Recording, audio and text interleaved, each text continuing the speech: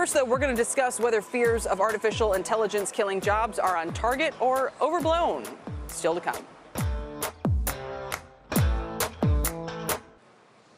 Welcome back. The latest report shows the number of people getting unemployment benefits fell to 1.71 million last week, the lowest in 45 years since December of 1973. Yet the job market seems to be in some degree of upheaval, with tech jobs going unfilled and robots invading the workplace. Joining us is Harley Lippman. He's founder and CEO of Genesis10.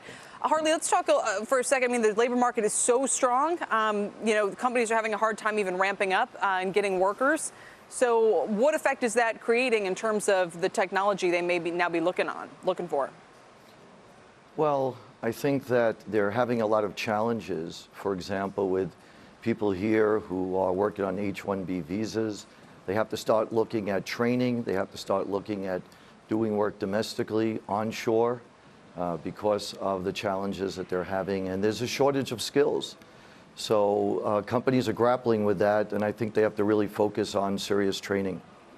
So H-1Bs, those are the tech visas, right? H-2Bs are the seasonal workers, is that right?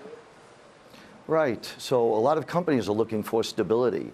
And if people can't get their visas renewed, they have to go back home, leave for India, for example. That's a major concern for companies. So they're looking to do work here in the United States more and more, and for training and to hire full-time people, because that's posing a big challenge. But well, you had looking mentioned to earlier, technology, right? Go ahead. So you had mentioned about automation. Is that, kind of, is that good or bad? So, here's what is artificial intelligence? Artificial intelligence is basically programming machines to do things that people would normally do. So the bad news is you're replacing people with machines. That's the bad news. But the good news is you're creating far more jobs, you're creating innovation, and that's going to create opportunities for everybody. So what's the single stroke thing you think could help the most right now? Do we just need to bring more people into the workforce, or what? Well, I think college training in IT is always going to be really important. I think that where companies normally had their pick before, now more than ever, they're really going to have to train people. But if you get an example, could be like the horse and buggy. So when that was replaced by cars, people lost their jobs. People who took care of horses took care of the buggy. But automation with the assembly line with cars created a whole number of new jobs, and it created all this convenience where people can drive.